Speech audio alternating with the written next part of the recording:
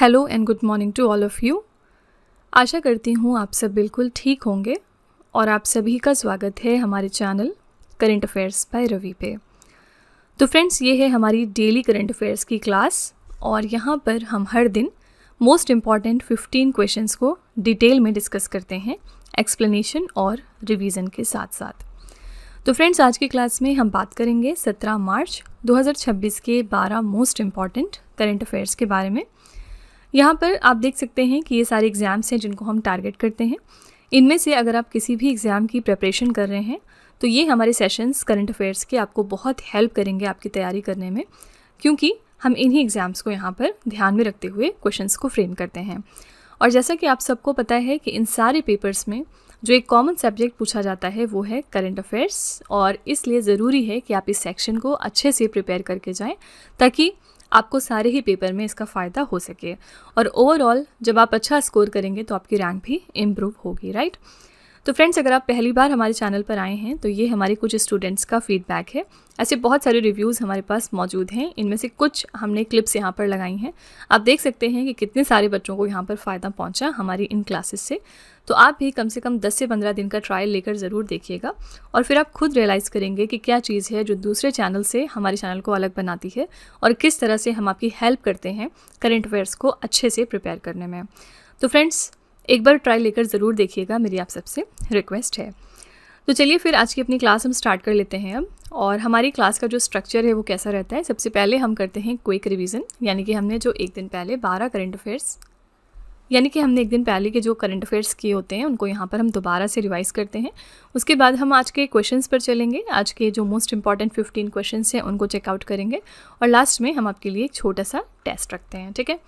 तो चलिए शुरुआत कर लेते हैं और सबसे पहले वीडियो का फर्स्ट पार्ट कवर करेंगे जो कि है क्विक रिवीजन। तो कल का हमने पहला प्रश्न किया था, अंतर्राष्ट्रीय गणित दिवस 2026 पाई दिवस 2026 कब मनाया गया। तो अंतर्राष्ट्रीय गणित दिवस हर साल हम मनाते हैं 14 मार्च को, और इस साल के लिए हमारी थीम थी गणित और आशा, यानी कि मैथमेटिक्स एंड होप, ठीक है। नेक्स्ट है, भारत के 94 नंबर के और उत्तर पूर्वी क्षेत्र से पहले ग्रैंड मास्टर कौन बने हैं। इनका नाम है मयंक चक्रवर्ती और ये असम राज्य को बिलोंग करते हैं। नेक्स्ट है, बंदरगाह प्रबंधन के लिए डिजिटल ट्विन प्लेटफॉर्म लॉन्च करने वाला भारत का पहला बंदरगाह कौन सा बन गया। ये है तमिलनाडु का VO चिदम्बरनार बंदरगाह। क्वेश्चन नंबर 4 हमने किया था, राष्ट्रपति द्रौपदी मुर्मू ने मार्च 2026 में कृषि खाद्य प्रणालियों में महिलाओं पर वैश्विक सम्मेलन 2026 को कहां पर संबोधित किया। तो नई दिल्ली में, और इस साल के लिए हमारी थीम थी प्रगति को गति देना, नई ऊंचाइयों को छूना, यानी driving progress attaining the new Heights. Question number 5 है, मार्च 2026 में लॉन्च किए गए भारत के पहले स्वदेशी एम्फीबियस ड्रोन का क्या नाम रखा गया। इसका नाम है अवतार। नेक्स्ट है, किस देश ने अपनी संसद में वंशानुगत पीयर्स की व्यवस्था को समाप्त करने के लिए एक ऐतिहासिक कानून पारित कर दिया है। ये है ब्रिटेन। नेक्स्ट है, मार्च 2026 में किन दो देशों ने संयुक्त सैन्य अभ्यास फ्रीडम शील्ड शुरू किया है। ये दो देश हैं अमेरिका और दक्षिण कोरिया। अगला है, दृष्टिबाधितों को यात्रा में सहायता करने वाले ध्वनि स्पंदन नवाचार के लिए किस राज्य सड़क परिवहन निगम को राष्ट्रीय पुरस्कार से सम्मानित किया गया है। तो ये है कर्नाटका की राज्य सड़क परिवहन निगम। नेक्स्ट है, इसरो ने मार्च 2026 में 22 टन के थ्रस्ट स्तर पर CE-20 क्रायोजेनिक इंजन का समुद्र तल परीक्षण कहां पर सफलतापूर्वक संपन्न किया है। तो तमिलनाडु के महेंद्रगिरी स्थित इसरो प्रोपल्शन कॉम्प्लेक्स में ये टेस्ट हुआ था। नेक्स्ट है, दुनिया का पहला स्वायत्त समुद्री जहाज निर्माण और प्रणाली केंद्र कहां पर स्थापित किया जा रहा है। ये स्टैब्लिश हो रहा है आंध्र प्रदेश के नेल्लोर में। क्वेश्चन नंबर 11 है, मार्च 2026 में केंद्रीय रेल मंत्री अश्विनी वैष्णव ने किन दो व्यस्त रेल मार्गों पर कवच 4.0 प्रणाली के सफल कार्यान्वयन की घोषणा कर दी है। ये दो रेल मार्ग हैं, दिल्ली से मुंबई और दिल्ली से हावड़ा रेल मार्ग। क्वेश्चन नंबर 12 है, किस संगठन ने डेटा सुरक्षा प्रणाली की सुरक्षा को बढ़ाने के लिए अपना पहला संरचित बग बाउंटी प्रोग्राम लॉन्च किया है। तो ये है भारतीय विशिष्ट पहचान प्राधिकरण, यानी unique identification authority of India. Question number 13 है, मार्च 2026 में अंतर्राष्ट्रीय रेल कोच एक्सपो 2026 का उद्घाटन कहां पर किया गया। तो चेन्नई के इंटीग्रल कोच फैक्ट्री में। क्वेश्चन नंबर 14 है, किस राज्य सरकार ने अराकू कौनी नाम से अपना पहला आदिवासी बाजरा मिलेट आधारित फूड मेन्यू लॉन्च कर दिया है। यह है आंध्र प्रदेश राज्य। और क्वेश्चन नंबर 15 हमने किया था, मार्च 2026 में केंद्रीय मंत्री ज्योतिरादित्य सिंधिया ने समृद्ध ग्राम प्रायोगिक परियोजना का उद्घाटन कहां से किया है। तो मध्य प्रदेश के गुना जिले के उमरी गाँव से, ठीक है। तो फ्रेंड्स, ये हमारे कल के टॉप 15 करंट अफेयर्स हैं। अगर आप इनको थोड़ा और अच्छे तरीके से समझना चाहते हैं, हर क्वेश्चन की डिटेलिंग जानना चाहते हैं, इनकी इन डेप्थ एनालिसिस देखना चाहते हैं, तो आप हमारा कल का लेक्चर रेफ़र करिएगा। वहाँ पर हमने बहुत ही डिटेल में इन क्वेश्चंस के बारे में बात की थी। बाकी चलिए फिर अब आपका बिना टाइम लेते हुए आज की अपनी क्लास हम स्टार्ट कर लेते हैं। तो फ्रेंड्स, वीडियो को यहाँ पर कंटिन्यू करने से पहले बस एक छोटी सी इन्फॉर्मेशन है आपके लिए। 2026 के लिए जो हमारी फरवरी मंथ की करंट अफेयर्स की ई बुक है वो हमने वेबसाइट पर लॉन्च कर दी है। और इसके अलावा अगर आपको पिछले 1 साल की करंट अफेयर्स का ई बुक चाहिए जिसमें जनवरी से लेके दिसंबर 2025 तक के सारे इंपॉर्टेंट करंट अफेयर्स हों, तो ये वाली ब्रह्मास्त्र PDF भी मिल जाएगी आपको हमारी वेबसाइट www.ravibookspdf.com पर। ये छोटा सा सैम्पल है हमारी फरवरी मंथ की करंट अफेयर्स की ई बुक का। यहाँ पर आप देख सकते हैं कि 500 से ज़्यादा प्रश्न हमने डिस्कस किए हैं। और इसके अलावा हमारे हर क्वेश्चन की खासियत ये है कि यहाँ पर हम highlights, important point, static GK और पिक्चर्स का इस्तेमाल करते हैं ताकि आपको प्रॉपर अंडरस्टैंडिंग हो सके हर क्वेश्चन में। साथ ही ये हमारी ई बुक्स डाउनलोडेबल और प्रिंटेबल भी हैं। ठीक है, तो अगर आप इंटरेस्टेड हैं, अगर आप हमारी इन ई बुक्स को परचेज़ करना चाहते हैं तो ये वेबसाइट है, आप यहाँ पर जाकर इनको ज़रूर चेकआउट करिएगा। इसके अलावा ये है हमारा मोबाइल एप्लीकेशन जिसका नाम है Ravi study app. Play store पर जाकर आप इसको अपने फ़ोन में इंस्टॉल कर सकते हैं। इसमें आपको बहुत सारे अलग अलग फीचर्स मिलेंगे। साथ ही यहाँ पर करंट अफेयर्स की पेड वीडियो भी अवेलेबल है जहाँ पर जाकर आप हमारी एड फ्री वीडियो भी देख सकते हैं। तो इस कॉम्बो डीसीए में हम आपको बहुत सारी चीज़ें देते हैं, जैसे कि फर्स्ट ऑफ ऑल आप बिना ऐड के आप हमारी वीडियो देख सकते हैं। इसके अलावा हम आपको यहाँ पर 15 क्वेश्चंस का टेस्ट देते हैं। 15 क्वेश्चंस की आपको PDF भी मिल जाएगी एक्स्ट्रा की पॉइंट्स के साथ साथ। और इस कोर्स के लिए हम आपको लाइफ टाइम वैलिडिटी भी प्रोवाइड करते हैं। तो फ्रेंड्स, आप इस एप्लीकेशन को अपने फ़ोन में ज़रूर इंस्टॉल कर लीजिएगा। आपको ये आपकी प्रिपरेशन में बहुत हेल्प करने वाला है। तो चलिए फिर वीडियो को कंटिन्यू कर लेते हैं। आज का पहला प्रश्न है, वर्ष 2025 के लिए 60वें ज्ञानपीठ पुरस्कार से किसे सम्मानित किया जाएगा। ये 16th एडिशन का ज्ञानपीठ पुरस्कार है और इसके लिए विनर रहेंगे R वैरामुथु। सी ऑप्शन बिल्कुल करेक्ट हो जाएगा। प्रसिद्ध तमिल कवि, गीतकार और लेखक हैं R वैरामुथु। ज्ञानपीठ पुरस्कार प्राप्त करने वाले तीसरे तमिल लेखक बने हैं। नंबर याद रखिएगा। और ओवरऑल ये 60th एडिशन का ज्ञानपीठ पुरस्कार मिल रहा है इनको। ज्ञानपीठ पुरस्कार भारत का सर्वोच्च साहित्यिक सम्मान है जो भारतीय भाषाओं के लेखकों को दिया जाता है। कई बार एग्जाम में ये क्वेश्चन भी पूछ लिया जाता है कि ज्ञानपीठ पुरस्कार किस सेगमेंट में दिया जाता है, तो याद रखिएगा लिटरेचर के सेगमेंट में। इस पुरस्कार में 11 लाख रुपए की नकद राशि, प्रशस्ति पत्र और देवी सरस्वती की कांस्य प्रतिमा दी जाती है। ठीक है, 59th यानी कि जो लास्ट एडिशन था इसका ज्ञानपीठ पुरस्कार का, इसके लिए विनर कौन थे? ये थे मिस्टर विनोद कुमार शुक्ला, जो अब इस दुनिया में नहीं है। दिसंबर 2025 में इनका निधन हो गया था। ठीक है, तो करेक्ट आंसर हो जाएगा ए ऑप्शन R वैरामुथु। ये 60th ज्ञानपीठ पुरस्कार को रिसीव करने वाले 3rd तमिल लेखक हैं। ठीक है, यहाँ पर विनोद कुमार शुक्ला की हमने बात करी जिनका निधन हुआ है दिसंबर 2025 में। और सेम मंथ और सेम ईयर में एक और इम्पॉर्टेंट पर्सनालिटी हैं जिनका निधन हुआ था और ये हैं राम सुतार। इनका भी निधन हुआ है दिसंबर 2025 में। ये कौन है? ये फेमस स्कल्प्टर और डिज़ाइनर है। ये सबसे ज़्यादा जाने जाते हैं स्टैचू ऑफ यूनिटी को डिज़ाइन करने के लिए। और याद रखिएगा 2025 में इनको एक बहुत ही प्रेस्टीजियस अवार्ड दिया गया था महाराष्ट्र गवर्नमेंट के द्वारा, और ये है महाराष्ट्र भूषण अवार्ड। ठीक है, चलिए फ्रेंड्स, 2026 के हम कुछ पुरस्कार और सम्मान के क्वेश्चंस एक बार रिवाइज कर लेते हैं। प्रतिष्ठित एस्मंड बी मार्टिन 2026 का पुरस्कार जीतने वाली पहली भारतीय बन गई हैं डॉक्टर कृति कारंत। किस प्रसिद्ध पार्श्व गायिका को 2026 में पद्म भूषण से सम्मानित किया गया? तो ये हैं अलका याग्निक। इंदिरा गांधी शांति पुरस्कार 2025 मिला है ग्रासा मार्शल को। दलाई लामा ने किस एल्बम के लिए अपना पहला ग्रैमी पुरस्कार जीता है? तो ये एल्बम इनकी है meditations the reflections of his holiness the Dalai Lama. Crafoord पुरस्कार 2026 मिला है वीरभद्रन रामनाथन को। प्रतिष्ठित चांग क्रैंडल मानवीय पुरस्कार दिया गया डॉक्टर R वेंकटेश और डॉक्टर हरिप्रिया अरविंद को। इजराइल के सर्वोच्च संसदीय सम्मान जिसका नाम है speaker of the Knesset medal, ये दिया गया प्राइम मिनिस्टर मोदी जी को। और इसी के साथ नरेंद्र मोदी पहले वैश्विक नेता बने हैं जिनको ये इंपॉर्टेंट ऑनर दिया है इजराइल देश ने। BBC Indian sports women of the year का खिताब मिला है स्मृति मंधाना को। बेलिंडा क्लार्क अवार्ड 2025 और 26 के लिए विनर है Annabel Sutherland. Global teacher prize मिल गया है रूबल नागी को। और भारत का सर्वोच्च शांतिकालीन वीरता पुरस्कार अशोक चक्र दिया गया है ग्रुप कैप्टन शुभांशु शुक्ला को। ठीक है, तो ये कुछ 2026 के इंपॉर्टेंट पुरस्कार और सम्मान के क्वेश्चन हैं जो आगे आने वाले एग्जाम्स में पूछे जा सकते हैं, इनको आपको ध्यान में रखना है। क्वेश्चन नंबर 2 है, मॉरिशस के 58वें राष्ट्रीय दिवस समारोह में भारतीय नौसेना के किस जहाज ने भाग लिया है? हाल ही में मॉरिशस ने अपना 58th एडिशन का नेशनल डे सेलिब्रेट किया है। यहाँ पर इंडिया की तरफ से गई थी INS त्रिकंत पार्टिसिपेट करने। ठीक है, बी ऑप्शन यहाँ पर करेक्ट हो जाएगा। मॉरिशस के 58वें राष्ट्रीय दिवस समारोह में भारतीय नौसेना के युद्धपोत INS त्रिकंत ने भाग लिया। इनका नेशनल डे होता है 12 मार्च को। INS त्रिकंत F51 भारतीय नौसेना में तलवार कैटेगरी का एक स्टेल्थ गाइडेड मिसाइल फ्रिगेट है। INS त्रिकंत हवा सतह और पनडुब्बी रोधी युद्ध के लिए डिज़ाइन किया गया है। ठीक है, तो मॉरिशस का ये 58th नेशनल डे था जो इन्होंने 12 मार्च को सेलिब्रेट किया है और इसमें इंडिया की तरफ से गई थी INS त्रिकंत पार्टिसिपेट करने। यहाँ पर मॉरिशस देश की बात करेंगे तो ये कहाँ पर लोकेटेड है? ये ईस्टर्न अफ्रीका में लोकेटेड एक देश है। इसकी कैपिटल क्या है? इसकी कैपिटल का नाम है पोर्ट लुइस। और यहाँ पर अगर हम बात करेंगे करेंसी की तो करेंसी चलती है मॉरिशन रूपी। ठीक है, यहाँ पर रूपी ऐसे नहीं लिखेंगे, ये इंडिया का सिंबल होता है, रूपी ऐसे लिख लीजिएगा, मॉरिशन रूपी। ठीक है, तो किसी भी देश के बारे में आपको एटलीस्ट ये 3 चीज़ पता होनी चाहिए, कहाँ पर लोकेटेड है, कैपिटल क्या है और करेंसी क्या है, स्पेशली वो सारी कंट्रीज़ जो न्यूज़ में आ जाती हैं। ठीक है, क्वेश्चन नंबर 3 है 98th एडिशन का अकादमी पुरस्कार ऑस्कर 2026 में सर्वश्रेष्ठ अभिनेता का पुरस्कार किसने जीता? 98th अकेडमी अवार्ड्स के जो विनर्स हैं उनके नाम घोषित हो गए हैं और इसमें बेस्ट एक्टर का अवार्ड दिया गया माइकल बी जॉर्डन को। डी ऑप्शन करेक्ट हो जाएगा। इसमें अलग अलग कैटेगरीज में विनर्स की सूची आई है, आइए देख लेते हैं एक बार।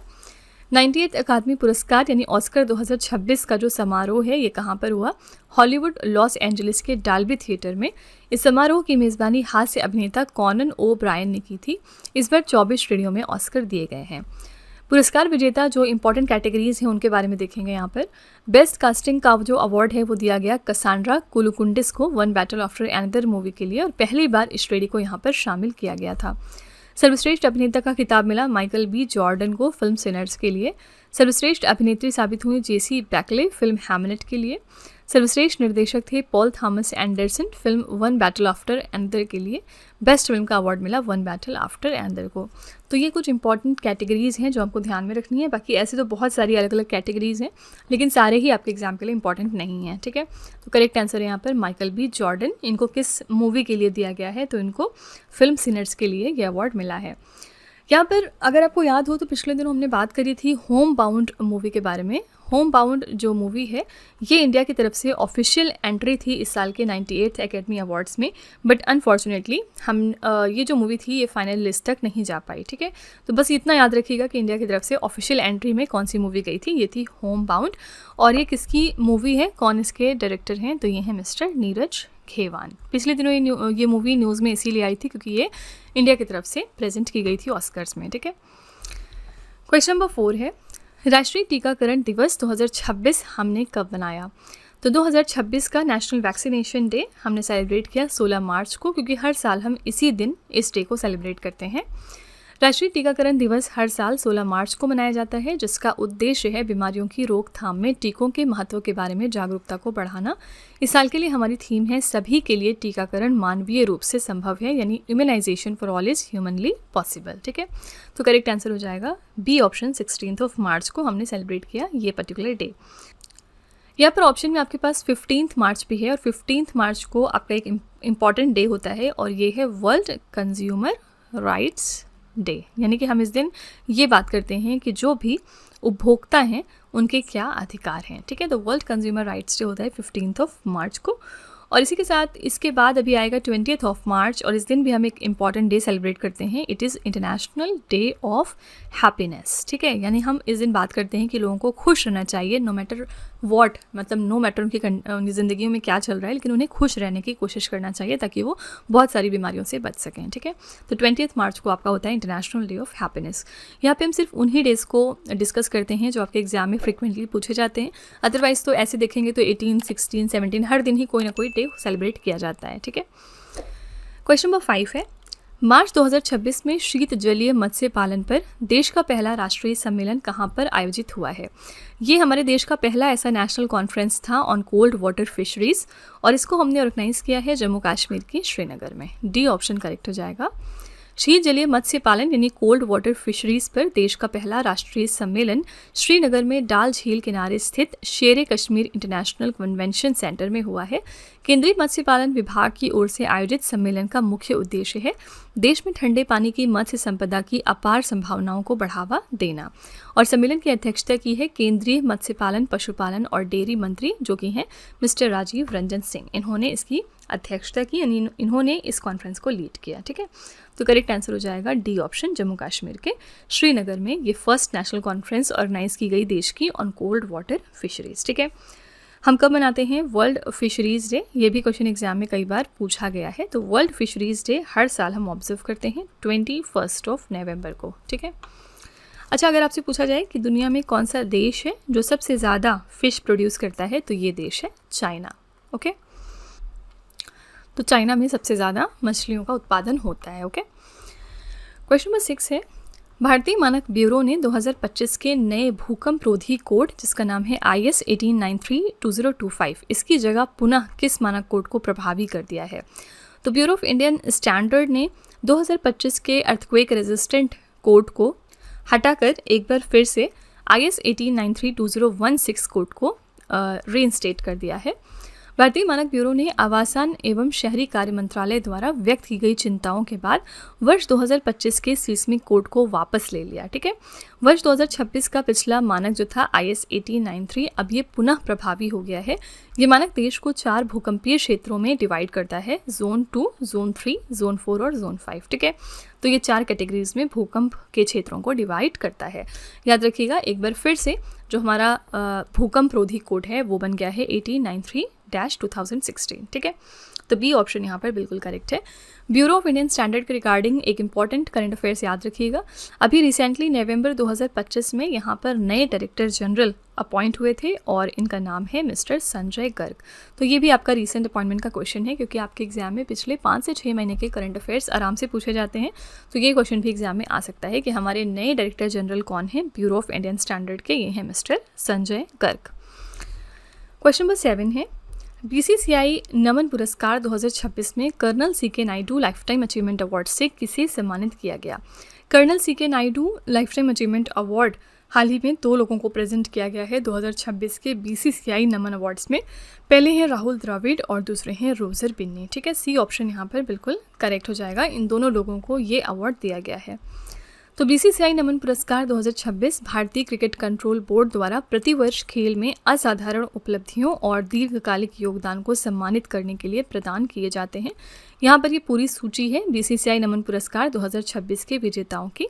पॉली उमरीगर पुरस्कार दिया गया है शुभमैन गिल को, यानी ये सर्वश्रेष्ठ अंतर्राष्ट्रीय क्रिकेटर का पुरस्कार होता है पुरुष की कैटेगरी में, ये मिला है शुभमैन गिल को। सर्वश्रेष्ठ अंतर्राष्ट्रीय महिला क्रिकेटर साबित हुई स्मृति मंधाना। सर्वश्रेष्ठ अंतर्राष्ट्रीय डेब्यू का अवार्ड मिला पुरुष की कैटेगरी में हर्षित राणा को। सर्वश्रेष्ठ अंतर्राष्ट्रीय डेब्यू का अवार्ड मिला महिला की कैटेगरी में एन श्री चरनी को। Colonel CK Naidu life time achievement award हमने पीछे देखा, रोजर बिन्नी और राहुल द्रविड़ 2 लोगों को मिला है। BCCI का लाइफ टाइम अचीवमेंट अवार्ड महिला की कैटेगरी में मिला है मिताली राज को। तो ये जो सूची है ये आपको ध्यान में रखनी है, यहाँ से कोई भी कैटेगरी क्योंकि आपके एग्जाम में पूछी जा सकती है। आंसर हो जाएगा सी ऑप्शन यहाँ पर राहुल द्रविड़ और रोजर बिन्नी। ठीक है, क्वेश्चन नंबर 8 है, केंद्रीय मंत्री चिराग पासवान ने प्रधानमंत्री सूक्ष्म खाद्य प्रसंस्करण उद्यम योजना के तहत कॉमन इंक्यूबेशन सेंटर का उद्घाटन कहाँ पर किया है? तो कॉमन इंक्यूबेशन सेंटर का उद्घाटन हो गया है असम के सोनितपुर में। किस स्कीम के तहत? अंडर द प्रधानमंत्री formalisation of micro food processing enterprises scheme. ठीक है, तो इस केंद्र की स्थापना खाद्य प्रसंस्करण उद्योग मंत्रालय के पूर्ण वित्तीय सहयोग से प्रधानमंत्री सूक्ष्म खाद्य प्रसंस्करण उद्यम योजना के तहत की गई है। इस पहल का उद्देश्य क्या है? भारत के पूर्वोत्तर क्षेत्र में खाद्य प्रसंस्करण, नवाचार, उद्यमिता और कौशल विकास को सुदृढ़ बनाना। ठीक है, तो ये केंद्र कहाँ पर डेवलप हो रहा है? आंसर है असम के सोनितपुर में इसका डेवलपमेंट होगा। असम पिछले दिनों न्यूज़ में था अपने एक स्कीम की वजह से, और इसका नाम है अरुणोदय स्कीम। ठीक है, ये स्कीम एग्जाम में पूछी जा सकती है कि कौन से राज्य की है। सिंपली याद रखिएगा असम राज्य की, और ये फीमेल ओरिएंटेड स्कीम है, यानी इसमें फीमेल वेलफेयर की बात हुई है। ठीक है, क्वेश्चन नंबर 9 है, मार्च 2026 में दिव्यांगजनों की प्रतिभा और उपलब्धियों को सम्मानित करने के लिए पर्पल फेस्ट कहाँ पर आयोजित किया गया? पर्पल फेस्ट को ऑर्गेनाइज किया गया नई दिल्ली के राष्ट्रपति भवन में। किस लिए? जो पर्सन्स विथ डिसेबिलिटीज़ यानी हमारे दिव्यांगजन हैं उनके टैलेंट और अचीवमेंट्स को ऑनर करने के लिए। तो पर्पल फेस्ट का विशेष आयोजन मार्च 2026 में राष्ट्रपति भवन में किया गया, जिसका उद्देश्य है दिव्यांगजनों की प्रतिभा, उपलब्धियों और सपनों को सम्मान देना। इस कार्यक्रम का आयोजन सामाजिक न्याय और अधिकारिता मंत्रालय द्वारा किया गया था। तो पर्पल फेस्ट कहाँ पर हुआ है? नई दिल्ली के राष्ट्रपति भवन में। और कौन इसके बेनिफिशरीज थे, किसके लिए ऑर्गेनाइज किया गया? तो हमारे दिव्यांगजन के लिए। राष्ट्रपति भवन देखते ही आपको तुरंत स्ट्राइक करना चाहिए इसके रिगार्डिंग आप कौन सा एक इम्पॉर्टेंट करंट अफेयर जानते हैं। यहाँ पर पहले अभी तक एडविन लुटियंस की प्रतिमा हुआ करती थी, लेकिन अभी इसको रिप्लेस कर दिया गया है, अभी बस कुछ दिनों पहले। और अब रिप्लेस करके किसकी यहाँ पर प्रतिमा रखी गई है? सी राजगोपालचारी जी की। ठीक है, कौन है सी राजगोपालचारी? ये हमारे first and last governor general हैं इंडिपेंडेंट इंडिया के लिए। ठीक है, तो एडविन लुटियंस के यहाँ से स्टैचू को हटाकर सी राजगोपालचारी जी के स्टैचू को इंस्टॉल किया गया है। कहाँ पर? राष्ट्रपति भवन में। ठीक है, तो फ्रेंड्स आपको तुरंत देखते ही साथ स्ट्राइक करना चाहिए कि आप इसके बारे में क्या जानते हैं। ओके, लाइबेरिया के झंडे वाला कौन सा तेल टैंकर जहाज संघर्षरत होर्मुज जल डमरू मध्य से गुजरकर सुरक्षित मुंबई बंदरगाह पहुंचा है? कौन सा एक लाइबेरियन फ्लैग्ड ऑयल टैंकर है जो सेफली मुंबई पोर्ट पहुंच चुका है after passing through straight of Hormuz? Answer यहाँ पर हो जाएगा बी ऑप्शन, शेनलोंग। ठीक है, तो ईरान इजराइल युद्ध के कारण मध्य पूर्व में बढ़ते तनाव और होर्मुज जल डमरू मध्य पर समुद्री खतरों के बावजूद सऊदी अरब से कच्चे तेल का एक टैंकर सुरक्षित मुंबई पहुंच गया। इस जहाज का कप्तान एक भारतीय थे और जहाज पर लाइबेरिया का झंडा लगा हुआ था। लाइबेरिया के झंडे वाला तेल टैंकर शेनलोंग लगभग 1,35,335 मैट्रिक टन कच्चा तेल लेकर सऊदी अरब से रवाना हुआ था। ठीक है, तो सेफली ये मुंबई के पोर्ट पर आ चुका है। इसका नाम क्या है? इसका नाम है शेनलोंग। फाइन, यहाँ पर हमने पिछले दिनों बात करी थी कि ईरान और किस तरह से इजराइल और यूएस के बीच में वॉर चल रही है, Iran versus Israel and US. और इस दौरान हमने देखा था कि इन्होंने ईरान के ऊपर अटैक करके यहाँ के जो सुप्रीम लीडर थे आयतुल्ला अली खामनेई, उनको मार गिराया था। फाइनली अब यहाँ पर नए जो सुप्रीम लीडर बने हैं ईरान में, उनका नाम याद रखिएगा, उनका नाम है मुज्तबा खामनेई। ठीक है, ये फिलहाल लीडर हैं ईरान के लिए। ओके, क्वेश्चन नंबर 11 है, मार्च 2026 में आदि पर्व महोत्सव कहाँ पर आयोजित हुआ है? आदि पर्व फेस्टिवल को ऑर्गेनाइज किया गया है छत्तीसगढ़ के कैपिटल रायपुर में। सी ऑप्शन करेक्ट है। इसका आयोजन नवा रायपुर स्थित आदिम जाति अनुसंधान एवं प्रशिक्षण संस्थान के परिसर में किया गया और इस इवेंट के लिए थीम रखी गई थी परंपरा से पहचान तक, यानी कि फ्रॉम ट्रेडिशन टू आइडेंटिटी। ठीक है, तो ध्यान में बस इतना रखिएगा कि आदि पर्व फेस्टिवल कहाँ पर मनाया गया है? तो छत्तीसगढ़ के रायपुर में। ओके, क्वेश्चन नंबर 12 है, वैज्ञानिकों ने लगभग 4000 मीटर की गहराई पर किस महासागर में डार्क ऑक्सीजन की खोज की है? द डार्क ऑक्सीजन की डिस्कवरी हो गई है पैसिफिक ओशन यानी कि प्रशांत महासागर में 4000 मीटर के नीचे। ठीक है, तो वैज्ञानिकों ने प्रशांत महासागर की गहराई में लगभग 4000 मीटर नीचे डार्क ऑक्सीजन की खोज कर ली है। ये खोज क्लेरियन क्लिपर्टन जोन नामक क्षेत्र में की गई, जहां सूर्य का प्रकाश नहीं पहुंचता। ये ऑक्सीजन वहां मौजूद पॉलीमेटालिक नोड्यूल द्वारा पानी के इलेक्ट्रोलिसिस से उत्पन्न होती है। ठीक है, तो करेक्ट आंसर है पैसिफिक ओशन। यहाँ पर हमें डिस्कवर हुआ है ये डार्क ऑक्सीजन 4000 मीटर की गहराई पर। कितने हमारे ओशंस होते हैं? तो 5 तरीके के ओशंस हैं, पैसिफिक, इंडियन, आर्कटिक, अटलांटिक। 4 के नाम यहाँ पर लिखे हुए हैं और जो 5वां है हमारा वो है सदर्न ओशन। याद रखिएगा, इन सब में सबसे बड़ा और सबसे गहरा ओशन है हमारा पैसिफिक ओशन। ठीक है, क्वेश्चन नंबर 13 है, भारत के विशाल थोरियम भंडार का उपयोग करने के लिए किस शहर को high energy proton accelerator system की मेज़बानी के लिए चुना गया? High energy proton accelerator system के लिए कौन सा शहर होस्ट के तौर पर चुना गया? तो ये है विशाखापट्टनम। और इसके तहत इंडिया का जो बहुत सारा थोरियम का रिजर्व है उसको यूटिलाइज करने की कोशिश की जाएगी। तो विशाखापट्टनम का चयन इसके मजबूत तकनीकी, पारिस्थितिकी तंत्र और समुद्र से निकटता के कारण किया गया, जो हाई एनर्जी सिस्टम के लिए पर्याप्त शीतल जल उपलब्ध कराएगा। ये परियोजना मध्य प्रदेश के इंदौर स्थित राजा रमन्ना उन्नत प्रौद्योगिकी केंद्र द्वारा विकसित हो रही है। करेक्ट आंसर हो जाएगा डी ऑप्शन, यहाँ पर विशाखापट्टनम। ठीक है, विशाखापट्टनम कहाँ पर है? आंध्र प्रदेश में। और आंध्र प्रदेश के रिगार्डिंग एक स्कीम ज़रूर याद रखिएगा कि पिछले दिनों इन्होंने अनाउंस किया है कि अब इनके यहाँ पर कोई भी ऐसे कपल जो 3rd चाइल्ड पैदा करेंगे, 3rd चाइल्ड के बर्थ पर उनको 25,000 रुपये का फाइनेंशियल हेल्प दिया जाएगा। ठीक है, और ये क्यों किया जा रहा है? इनके राज्य में गिरती प्रजनन दर को देखते हुए। ठीक है, क्वेश्चन नंबर 14 है, आवास और शहरी मामलों के मंत्रालय ने अमृत मित्र महोत्सव 2026 का आयोजन किस शहर में किया है? तो अमृत मित्र महोत्सव को ऑर्गेनाइज किया गया नई दिल्ली में। किस मिनिस्ट्री ने किया है? तो ministry of housing and urban affairs ने।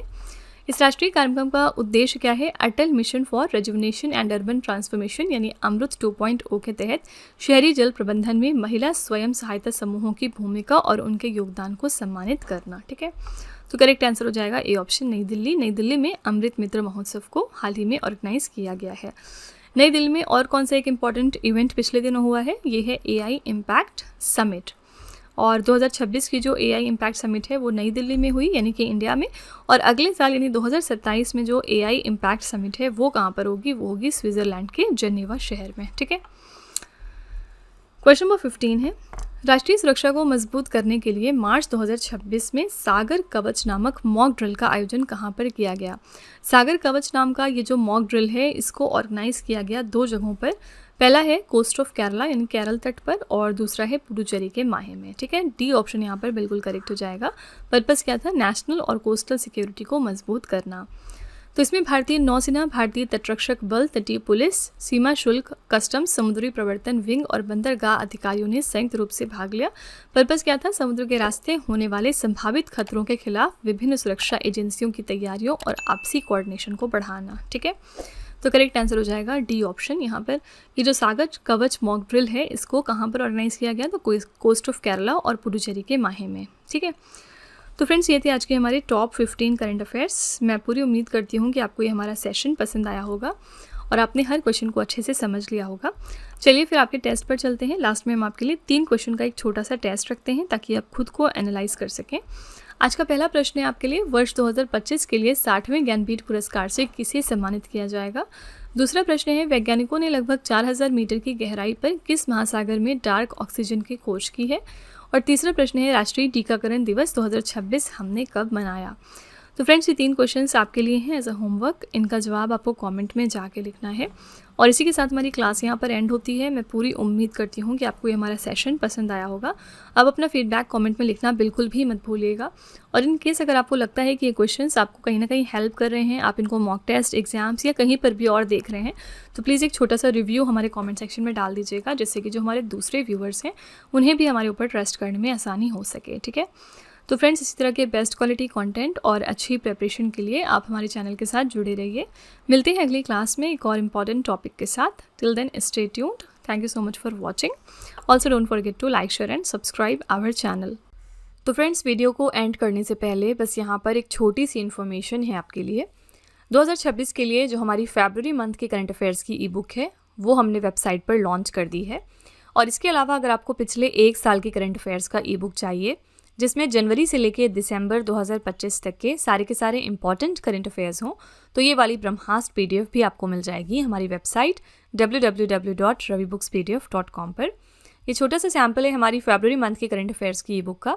आप देख सकते हैं कि 550 से ज़्यादा प्रश्न हमने यहाँ पर डिस्कस किए हैं with detailed explanation.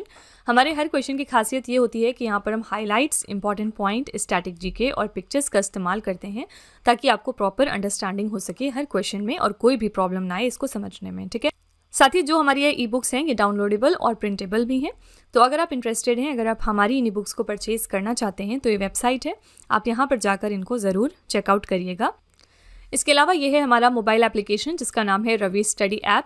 Play store पर जाकर आप इस एप्लीकेशन को अपने फ़ोन में इंस्टॉल कर सकते हैं। इसमें आपको बहुत सारे फीचर्स मिलेंगे। साथ ही यहाँ पर करंट अफेयर्स का हमारा पेड वीडियो भी अवेलेबल है, जहाँ पर जाकर आप हमारी एड फ्री वीडियो देख सकते हैं। इस कॉम्बो DCA में हम आपको बहुत सारी चीज़ें प्रोवाइड करते हैं। फर्स्ट ऑफ ऑल, बिना किसी ऐड के आप हमारी करंट अफेयर्स की वीडियो यहाँ से देख सकते हैं। और हम आपको 15 क्वेश्चंस का यहाँ पर टेस्ट देते हैं। 15 क्वेश्चंस की आपको PDF दी जाएगी एक्स्ट्रा की पॉइंट्स और डिटेल्ड एक्सप्लेनेशन के साथ। साथ ही इस कोर्स के लिए हम आपको लाइफ टाइम वैलिडिटी भी प्रोवाइड करते हैं। तो फ्रेंड्स आप इस एप्लीकेशन को अपने फ़ोन में ज़रूर इंस्टॉल करिएगा। ये करंट अफेयर्स प्रिपेयर करने में आपको बहुत हेल्प करने वाला है। ठीक है।